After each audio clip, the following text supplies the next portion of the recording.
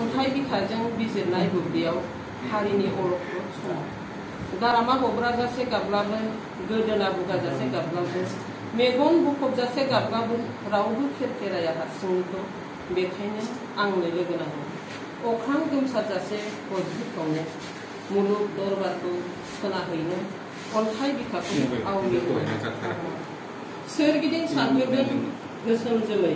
जेरैबो जेथिंबो सायाव दावखानि फालो सिख'नो हमदों दाय गैयैफोरनि हां सिख'नो हमदों आइजोनि सिन्दुर